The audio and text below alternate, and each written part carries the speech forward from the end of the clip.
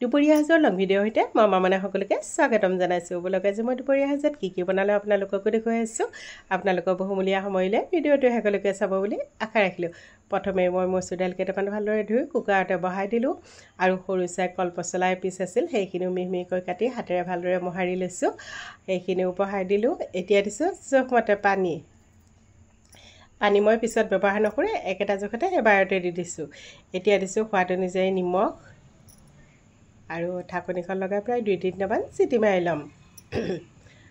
আনফালে কেৰাহীত তেল গৰম হৈ আছিল, তাত দিলোঁ পাঁচফোৰণ, এটা দিছোঁ শুকান জলকীয়া, অকণমান ৰঙচুৱা হ'ব দিছোঁ।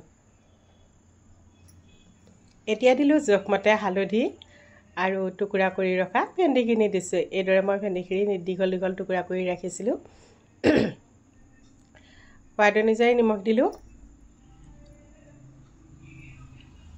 এতিয়া এইখিনি ভালদৰে লৰাই ঢাকনিখন লগাই প্ৰায় 2-3 মিনিটমান সময় ঢাকি থৈ দিম কম জুইত।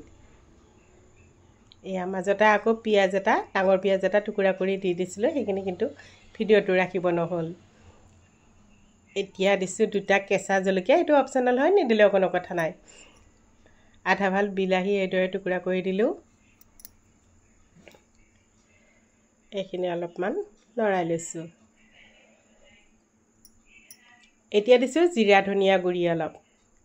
এইদৰে যদি খোৱা নাই এবাৰ বনাই খাই চাবচোন, খাবলৈ কিন্তু খুবেই বেছি টেষ্টি হয়। ভেন্দিখিনি কিন্তু বহুত বেছি সিজি যাব দিব নালাগে, বেছি গলি গ'লেও ভাল নালাগিব। এয়া মোৰ ভেন্দি ভাজি হৈয়ে গৈছে। ৰুটিৰ লগত এনেকৈ খায়ো ভাল লাগে। এইখিনি নমাব পৰা হৈ গৈছে। এতিয়া এইখিনি নমাই থৈ দিম। সেই একেখন কেৰাহীতে আকৌ ধুই লৈছোঁ।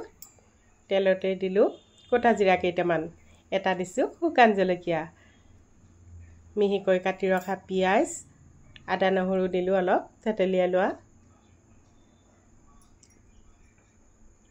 অকণমান ৰঙচুৱাকৈ ভাজি লৈছোঁ।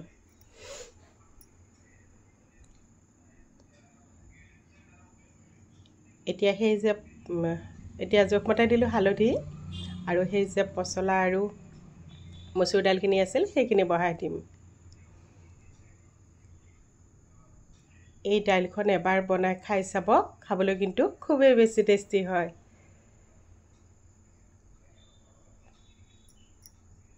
ভালদৰে লৰাই ভকভকাই উতলিব দিছোঁ।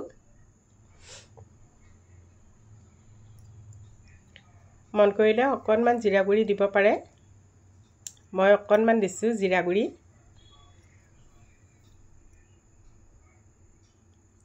মোৰ দাইলখন এইফালে উতলি থাকক। আনফালে আকৌ চয়াবিন অলপ তিয়াই ৰাখিছিলোঁ, সেইখিনিও ভালদৰে ধুই চেপি লৈছোঁ, বাউল এটাত দি দিলোঁ। এতিয়া তাত দিছোঁ এটা আলু সৰু সৰু টুকুৰা কৰি, ডাঙৰ পিঁয়াজ এটা মিহিকৈ কাটি দিলোঁ। এতিয়া দিছোঁ থেতেলিয়াই লোৱা আদা নহৰু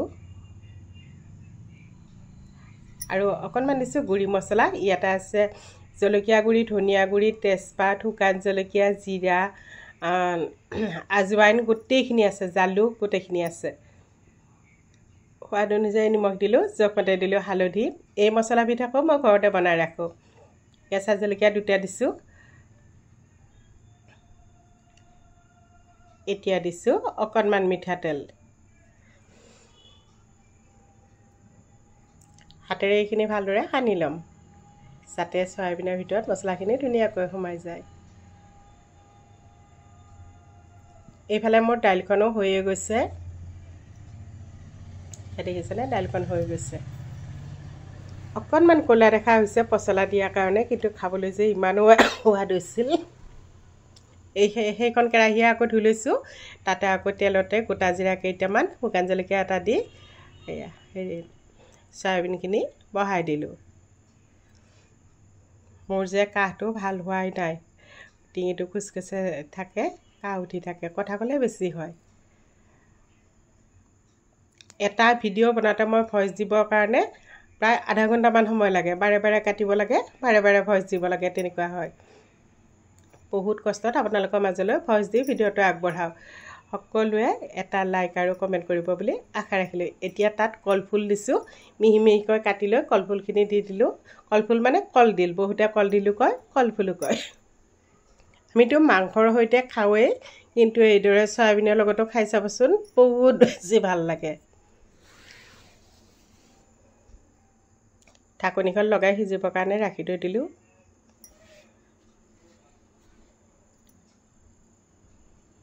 ঢাকনি গুচাই লৰাই দিছোঁ। মাজতে অকণমান পানীও দি দিম, তেতিয়াহ'লে আলুখিনি বৰ ধুনীয়াকৈ সিজি যাব। খাবলৈ যে ইমান সোৱাদ হৈছিল, এবাৰ বনাই খাই চাবচোন এইদৰে।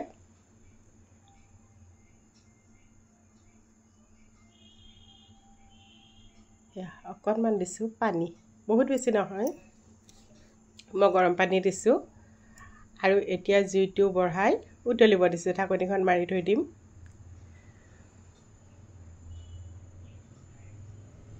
তেতিয়াহ'লে কলফুলখিনিও ধুনীয়াকৈ সিজি যাব। এইখিনি দেখিছেনে মোৰ হৈ গ'ল। এবাৰ এইদৰে বনাই খাই চাব, কমেণ্ট কৰি জনাবলৈ নাপাহৰিব। মোৰ গোটেইখিনি ৰেডি হৈ গ'ল। ভিডিঅ'টো চাই কেনেকুৱা পালে কমেণ্ট কৰিব। যদি ভাল লাগিছে লাইক কৰিব, ভিডিঅ'টি শ্বেয়াৰ কৰি দিব।